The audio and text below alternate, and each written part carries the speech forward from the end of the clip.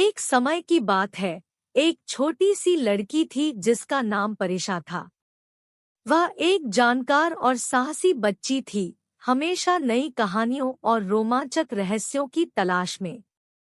परीक्षा ने सुना था कि किनारे के पार एक प्रसिद्ध द्वीप है, जिसमें एक छिपी हुई खजाना है, जो किसी भी सपने को साकार कर सकती है। वह अक्सर समुंदर की ओर देखती रहती थी, अपनी भविष्य की सारी मुसीबतों के साथ कल्पना करती हुई। एक उज्जवल सुबह सूरज ने आसमान को भगवानी भूरी और गुलाबी रंगों में रंग दिया। परीक्षा ने फैसला किया कि यह समय है अपने सबसे बड़े साहसिक यात्रा पर जाने का।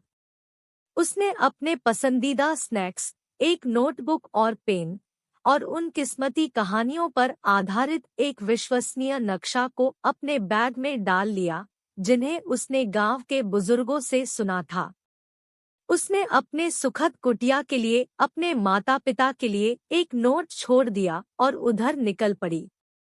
बंदरगाह में परीक्षा ने पुराने नाविक अशर नामक एक बूढ़े सैलर से मिला, जो समुंदर पर तैयारी कर रहे थे।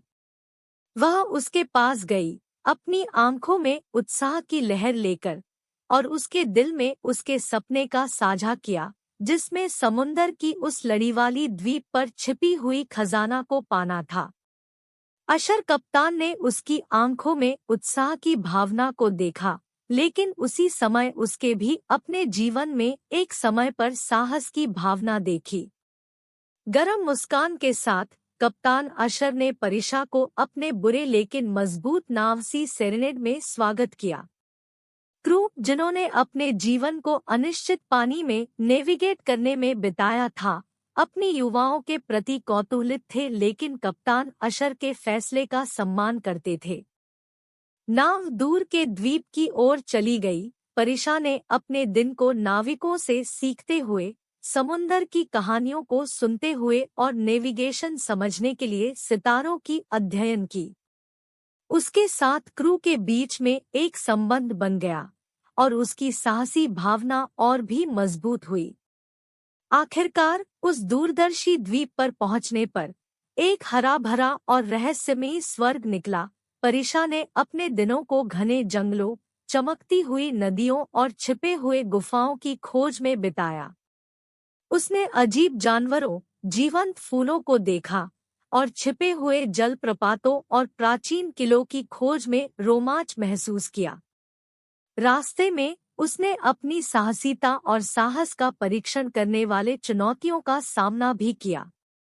एक शाम, जब सूर्य द्वीप के किनारे के नीचे डूब रहा था, जिससे द्वीप पर सोना और चांदी के सिक्के और मूल्यवान वस्त्र डिबियां लटकती हुई दिखाई दी, परीक्षा ने एक पुरानी सी टोकरी को देखा, जो एक महान बांदर के पेड़ के नीचे दबी हुई थी।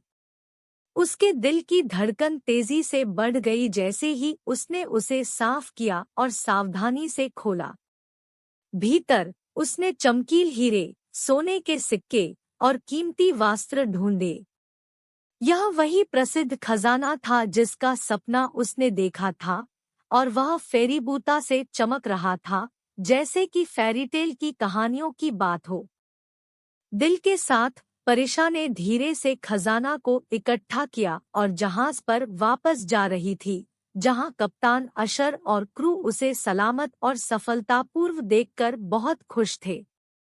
वे गांव की ओर वापस सेल में चले गए, जहां परीक्षा ने अपने माता पिता और गांव वालों के साथ अपने अविश्वसनीय साहस की कहानी साझा की।